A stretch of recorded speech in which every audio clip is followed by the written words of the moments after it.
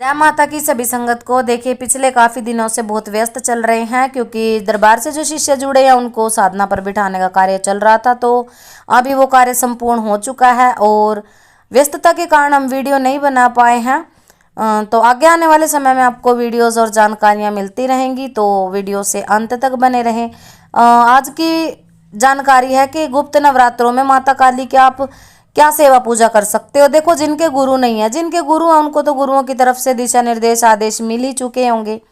और कुछ लोग ऐसे भी हैं जिनके ऊपर सवारियां आती हैं, उनके शरीरों में दर्द रहता है, किसी के कंधे भारी रहते हैं, किसी की आंखों में दर्द रहता है, किसी को उबासियां बहुत ज़्यादा आती है, किसी का शरीर बंधा रहता है, आलस में उनका शरीर रहता है, कार्य करने को मन नहीं करता, पूजा पाठ में मन नहीं लगता। अगर आप कोई मंत्र जाप कर रहे हो तो मंत्र जाप में भी आपका मन नहीं लगता।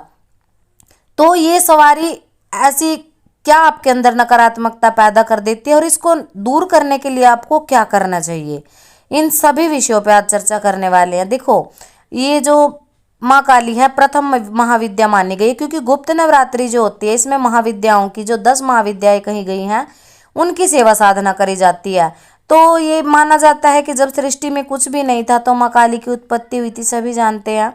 तो जो गुरुमुख नहीं है, जो माताएं बहनें हैं, जो भाई हैं, जिनको सवारी आती है पर उनके गुरु नहीं है, माँ भगवती कालिका की जो सेवा करते हैं, तो वो क्या सेवा ऐसी कर सकते हैं कि जो उनके शरीर में ये नकारात्मक सवारियां आती हैं, चाहे कोई छोड़ी गई हो, चाहे घर के प्रेत हो, चाहे बाहर के चौक चौराहे से लगे गई कोई नकारात्मक शक्ति हो।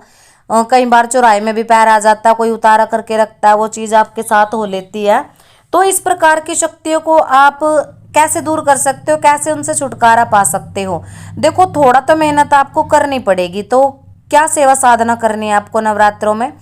आप नवरात्रे में अखंड ज्योत का भी कर सकते हो कि अखंड ज्योत की सेवा अगर नहीं लगा सकते तो सुबह शाम की ज्योत आप लगा सकते हो। क्या करना है आपको, व्रत रखने पड़ेंगे और व्रत के साथ महाकाली जो कवच है, माँ कालिका के कवच का आपको पाठ करना है। नियमित 21 पाठ आप जरूर करें क्योंकि जो भी माँ काली कवच को धारण करता है, चाहे उनके घर के प्रेत हो चाहे बाहर के प्रेत हो, वो नकारात्मक शक्तियां आपके शरीर में जो सवारी लेकर के दर्द पैदा कर रही हैं, जो आपको बंधा बंधा महसूस करवाती हैं, आपके घर के कार्य जिससे बंध जाते हैं, आपकी शक्तियां जिससे बंध जाती हैं, आपका किसी भी चीज में मन नहीं लगता, वो उन शक्तियों की वजह से होता है। तो आप महाकाली कवच के 21 पाठ अगर रोजाना करते हो तो आपके शरीर में ये जो नकारात्मक चीजें जो आपको दर्द तकलीफ दे रही हैं ये शांत हो जाती हैं उस कवच को धारण करने से। क्योंकि जैसे जैसे आप कवच का पाठ करते हो तो वो आपके अंदर धीरे धीरे उसकी ऊर्जा आपके अंदर समाने लग जाती है। तो महाकाली कवच का आपको नित्य 9 दिन तक पाठ करना है। 21 पाठ आप रोजाना कर सकते हो सुबह से लेकर के शाम तक। ये बहुत ही अच्छा, क्योंकि जब तक हमारे गुरु नहीं थे और हमारे साथ भी शुरुआत में ऐसा ही होता था कि माता रानी की सवारी आती थी परंतु वो क्या है बोलती नहीं थी, रास्ता नहीं दे रही थी। ना तो हमें ये पता था कि गुरु धारण करना क्या होता है, ना ये पता था कि गुरु धारण करने से सवारी शांत होगी। तो ये हमारा खुद का आजमाया गया नुस्खा था कि हमने महाकाली कवच पहले तो हम फोन में लगा करके सुनते थे। तो जैसे ही गुप्त नवरात्रि आती है और हमें ये पता चलता है जब हमने गुरु धारण नहीं किया उसके बाद, तो हमने कवच का बहुत 21-21 बार पाठ किया, यानी कि एक साधना ही हो जाती है ये। क्योंकि जब आप नियमित ब्रह्मचर्य धारण करके सुबह से लेकर शाम तक चाहे जितने भी हो सकते हैं आपको एक व्रत इत्यादि रख के अगर माँ भगवती की शरण में जाते हो अखंड ज्योत लगा करके या फिर सुबह शाम की ज्योत करके, तो माँ भगवती आपको अपनी कृपा आश्रय जरूर प्रदान करती है। और क्योंकि जो सवारी आपकी रास्ता नहीं दे रही है, बोल नहीं रही है, वो बोलने भी लग जाती है। क्योंकि हम तो वही चीज़ें आपको बताएंगे जो हमने खुद महसूस करी हैं। तो इस कवच का पाठ करने से आपको बहुत ज़्यादा लाभ मिलने वाला है। जो लोग ये सोचते हैं कि हमारे गुरु नहीं है, हम कैसे माँ भगवती की सेवा कर सकते हैं, तो माँ काली कवच का आप जरूर पाठ करिए। गुप्त नवरात्रों में सबसे अच्छा होता है। और जो लोग माता शेरों वाली, माँ बाला सुंदरी को मानते हैं, माँ दुर्गा को मानते हैं, वो दुर्गा कवच का पाठ कर सकते हैं। ये कवच इतने शक्तिशाली होते हैं। देखो कुछ लोग ये कहते हैं कि हमें नियम नहीं पता क्योंकि इसमें भी नियोग करने होते हैं, करन्यास करने होते हैं, बार बार आचमन वगैरह, ये जो शास्त्रीय विधि होती है इसका हमें नहीं पता, तो हम कैसे करें, कहीं हमसे कोई भूल हो गई तो फिर कैसे सिद्ध हो सकता है। देखो, सिद्ध होना या ना होना ये हम नहीं कह सकते, परंतु हाँ, अगर आप रोजाना इनके पाठ करते हो पूरी श्रद्धा और भावना से, जोत लगा करके, जोत का जो है स्थापना करके, तो माँ की कृपा आपको जरूर मिलती ही मिलती है। क्योंकि श्रद्धा से और भाव से किया गया कार्य कभी भी विफल नहीं होता। प्रार्थना करी गई देर लग सकती है, परंतु ये नहीं है कि वो आपकी सफल ना हो।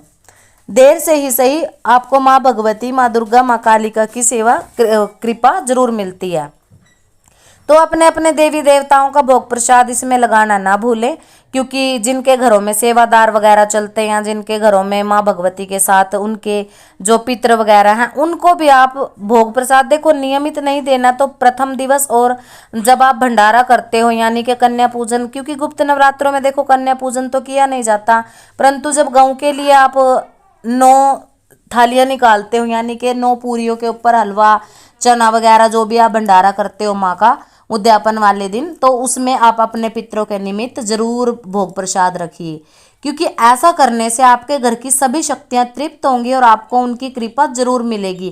क्योंकि अगर आप माँ को मनाते हो और अपने घर के पितरों को, देवताओं को नहीं पूजते हो, तो आपको कृपा नहीं मिल पाती है। फिर आप ये सोचते हो कि बताने वाले ने हमें गलत बताया, या फिर माँ किसी काम की नहीं है, माँ हमारे तरफ नहीं देखती, माँ पैसे वालों की। क्योंकि बहुत सारे लोगों के मुंह से हमने ये बातें सुनी है कि हम जितना भी मर्जी सेवा कर ले, हमारी तरफ कभी किसी देवी देवता की नजर नहीं पड़ती, हमारी सेवा पूजा स्वीकार नहीं होती। कारण यही रहता है कि हम केवल एक को मना के चलते हैं। देखो, मनाना भी एक ही को पड़ता है, परंतु साथ में जब आप भोग प्रसाद दे रहे होते हो तो उनके निमित्त भी आपको थोड़ा बहुत निकालना चाहिए।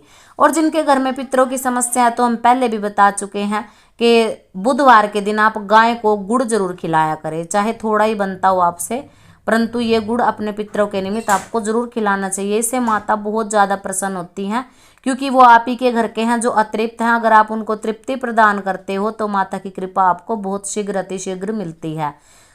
तो आशा करते हैं आपको जानकारी पसंद आई होगी। मिलते हैं किसी नई जानकारी के साथ, तब तक के लिए सभी को जय माता की।